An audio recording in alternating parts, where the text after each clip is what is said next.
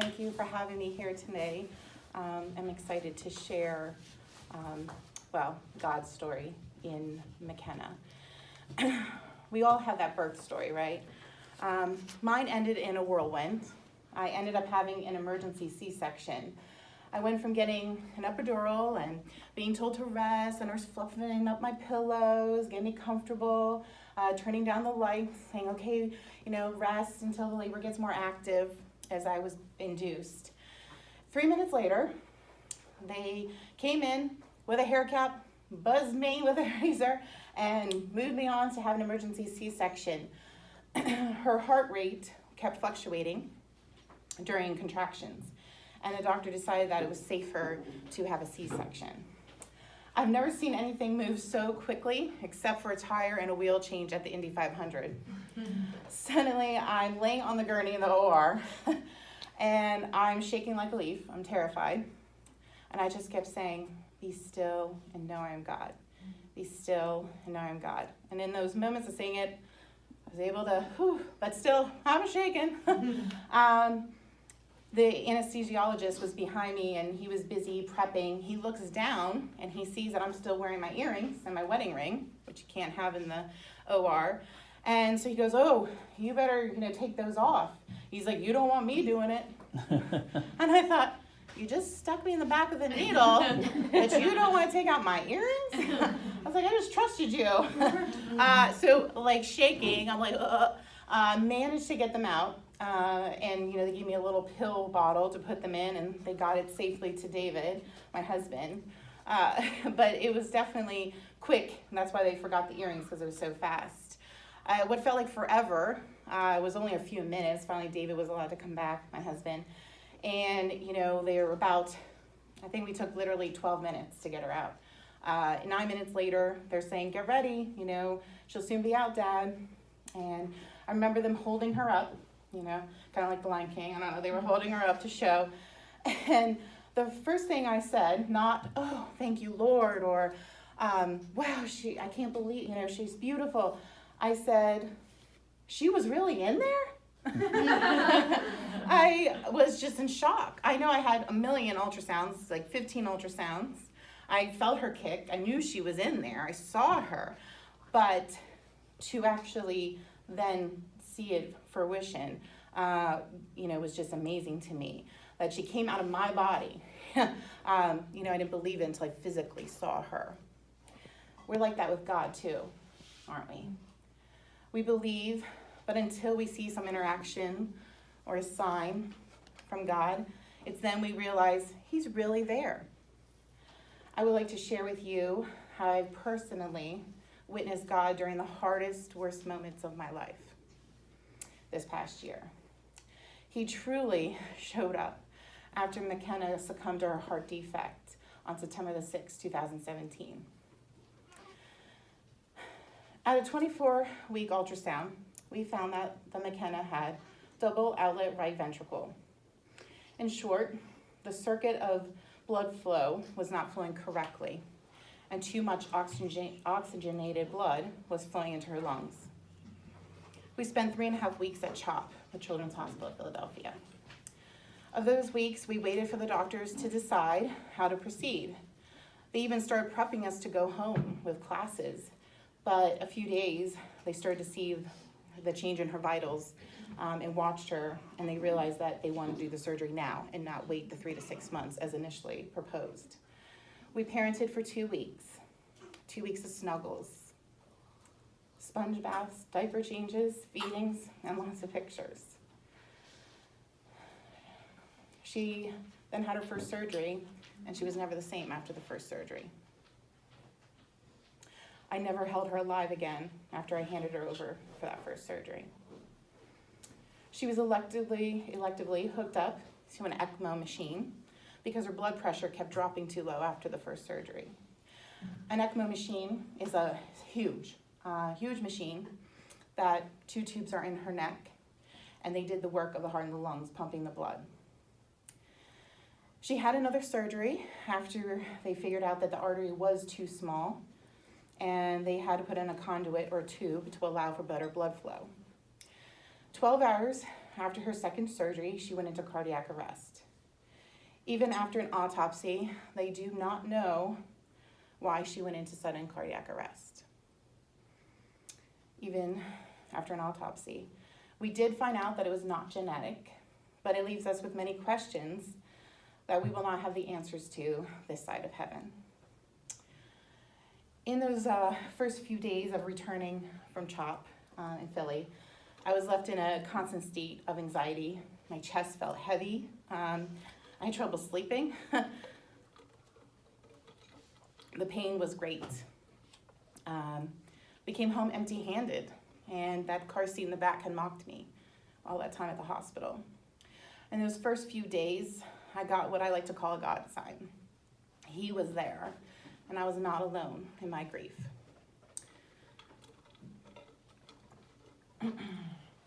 So I had been home a few days, and I was looking at my phone, and I got this notification.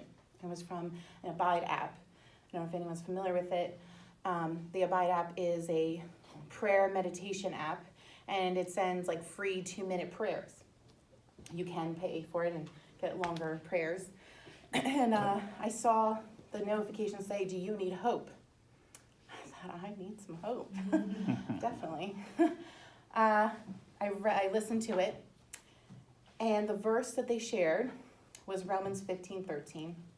May the God of hope fill you with all joy and peace in believing, so that by the power of the Holy Spirit you may abound in hope. After I heard that verse, I was like, that's like what I've been working on. Everything summed up in one verse. You see, the year preceding all this, my husband and I helped run a Celebrate Recovery at Littlestown Chapel. And I had been working through my anxiety, trying to overcome that, which stems from the loss of my father 9 years before. And I was working on, how do I know I'm using the Holy Spirit all the time or to my full effect? Am I trusting him with everything? Because after that, I was scared of another bad thing happening. And here was the next bad thing. I was seeing that what peace and joy meant in, a difficult circumstance. And so this verse just summed it up, and I thought, so I asked people close friends, I texted some, I said, please pray this verse over me. So the next day, or 2 days later, we get this big box in the mail, and it's from Sweet Grace Ministries.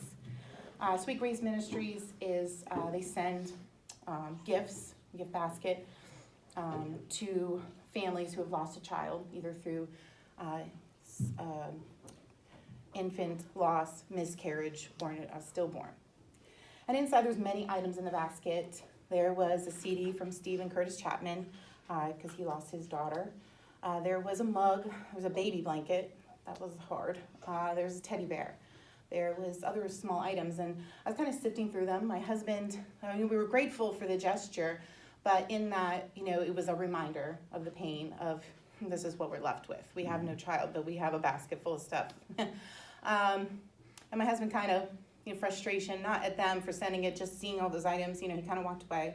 But I decided to check it out, pulled everything out, and it's a big basket, and I had to pull everything out. And at the bottom was this little tiny keychain in a package, and on it was it's a butterfly, and it had some different symbolism, but on the back is what got me. It was my verse, Romans 15:13, on the back.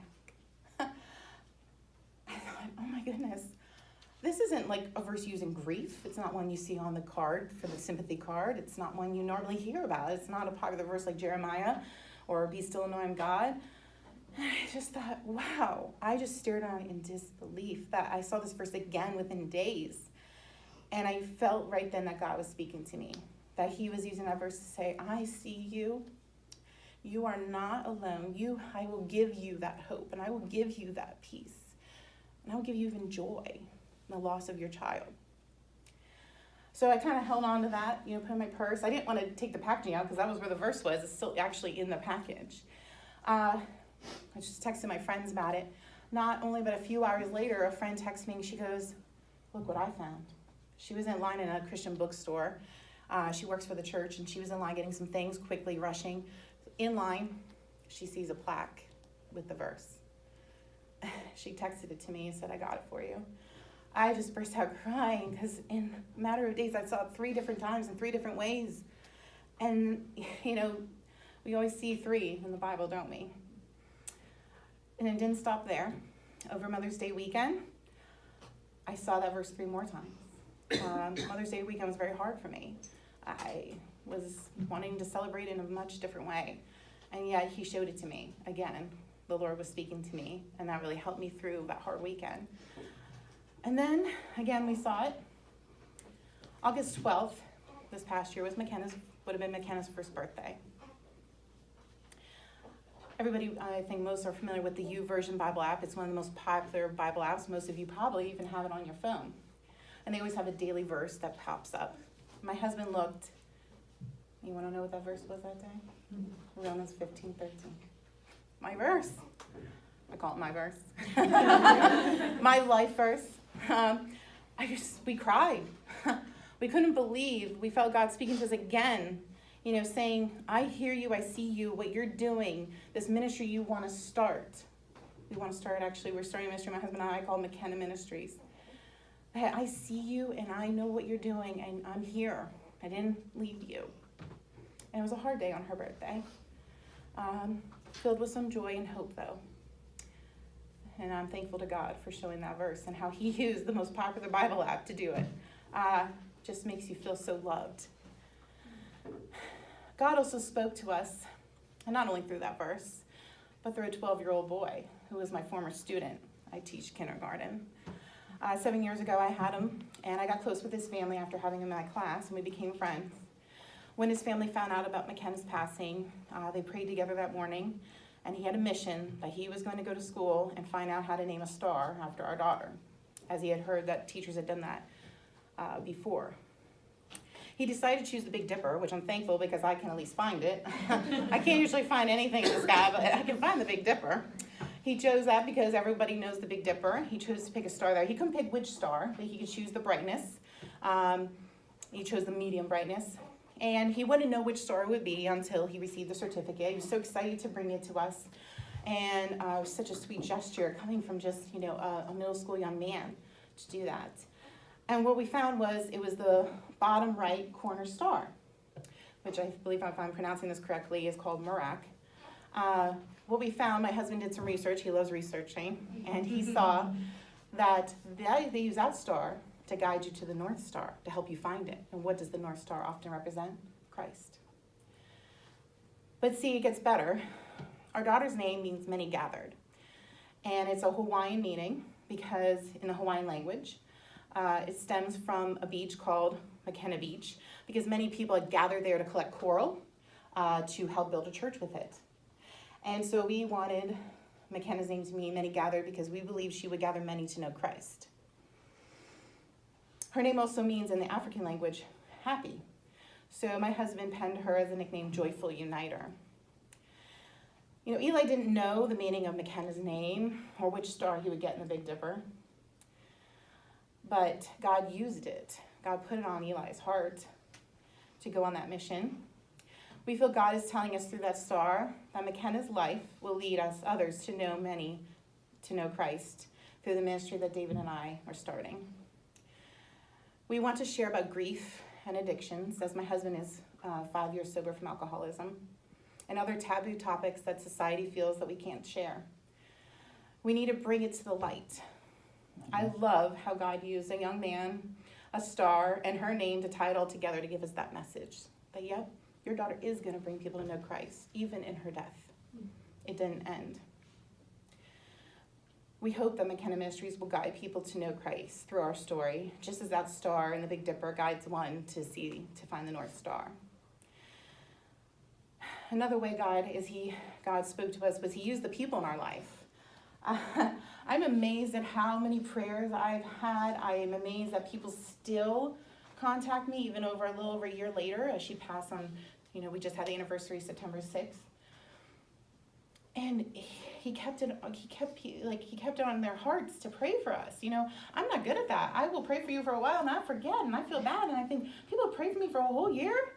It's just amazing. The donations we received We didn't have to pay for anything when we were gone. It was covered. God took care of it.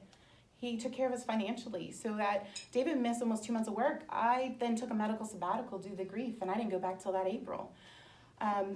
Things were taken care of. We never were late for a bill. We were okay because of God putting on people's hearts to donate and help us.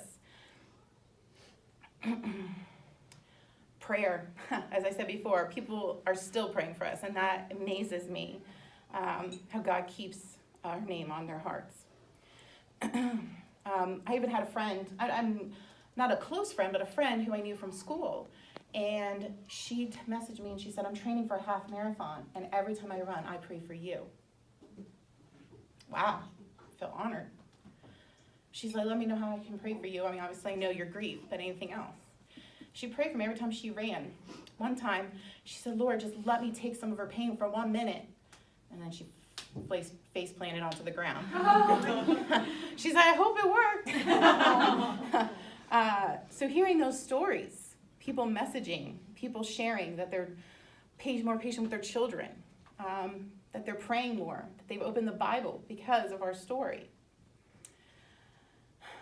The encouraging notes, people sending gifts, even at the 1 year of her birthday, people are sending beautiful little gifts in reminder and memory of her.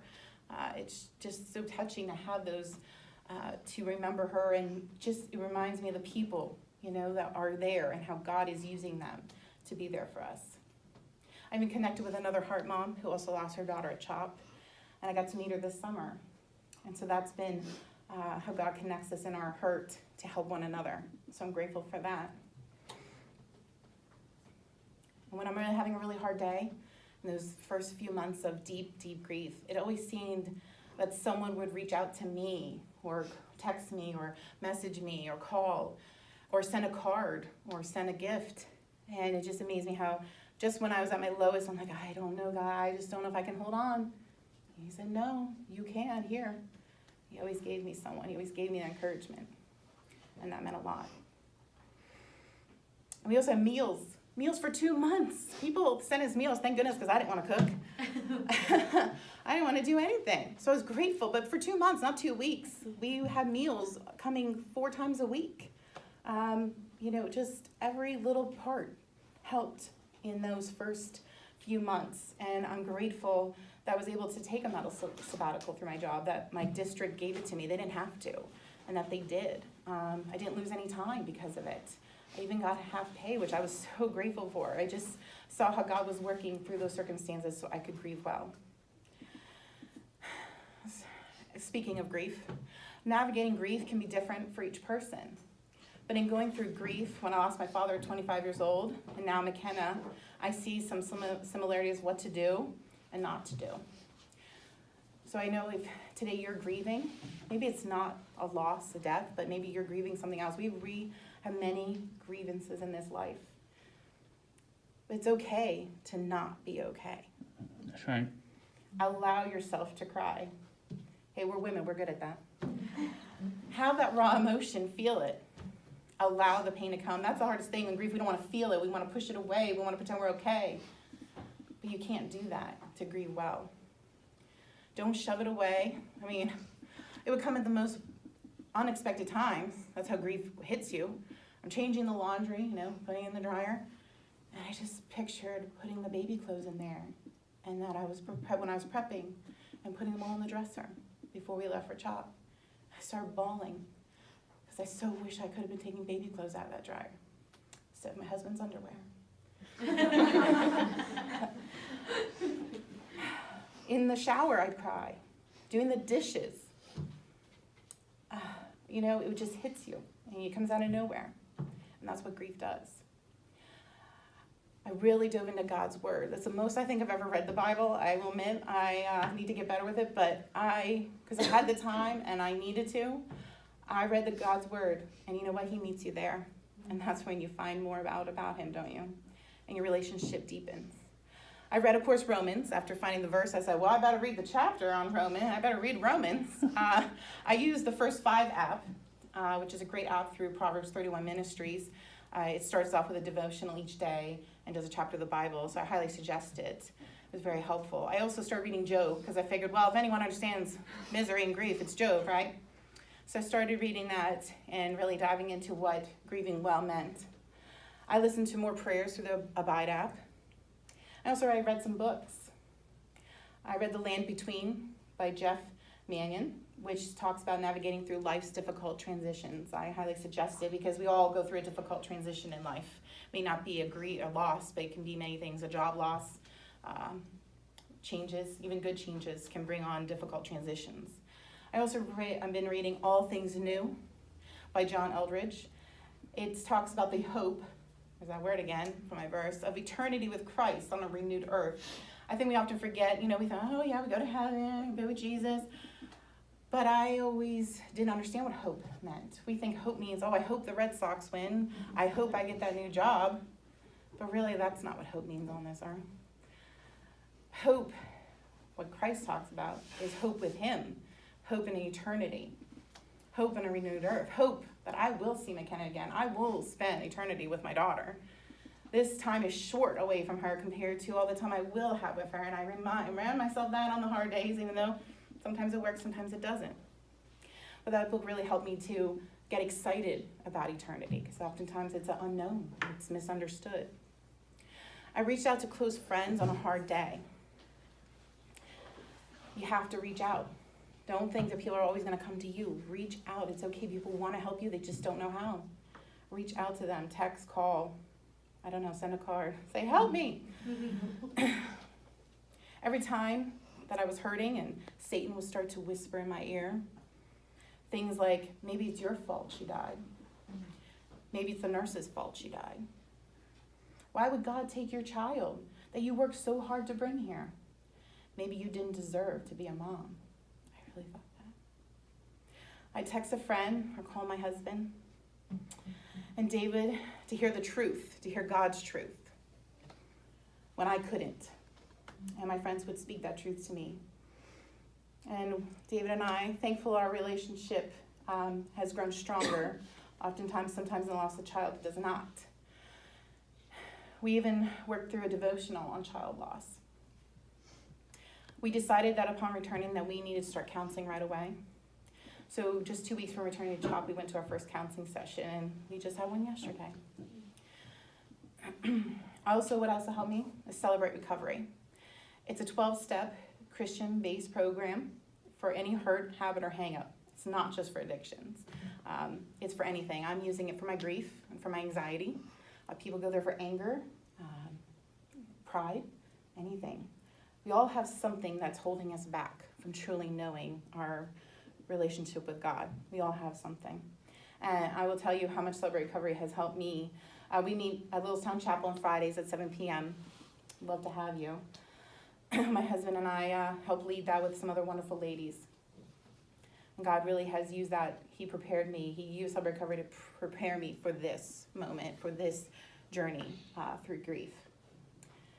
Because in one Celebrate Recovery meeting, I remember before we left for CHOP, I said, I have to trust him whether she lives or dies.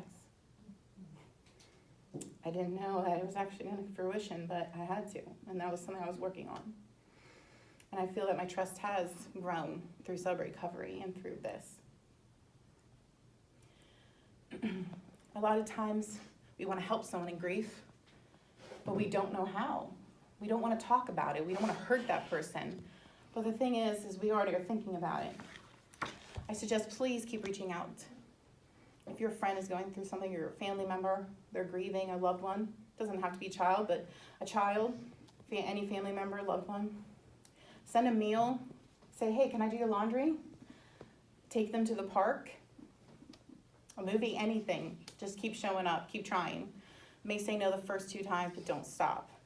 Thankfully, I needed people, and I knew I needed that, but some people aren't like that. We all grieve differently. And, don't give up. Please talk about that child that passed away. Say that child's name. Don't allow it to be taboo that they can't talk about their kid. I want to talk about Makena. I want people to know her name and what she looked like and everything that we've learned about her in that short time we had her here on earth. So please, they already are thinking about it. Talk about it. Ask them. But don't say, how are you? Because in grief, that is the hardest question to answer. Say maybe instead, how are you today? How are you in your grief today? How can I pray for you? Those are some ways that it can be the outlet to have them share and talk about that. Excuse me, to talk about that. Also, don't say, God needed her more. Oh, she's in a better place. God needed an angel. She's an angel now. None of this is true. God doesn't need anyone. He's God. Just, if you can't say anything, don't say anything at all. Just say, this sucks. I'm sorry. That's all you have to say. And listen. Say, tell me about her. Tell me about your child. Tell me about your loved one. What's been the hardest for you? What's been something positive happened today?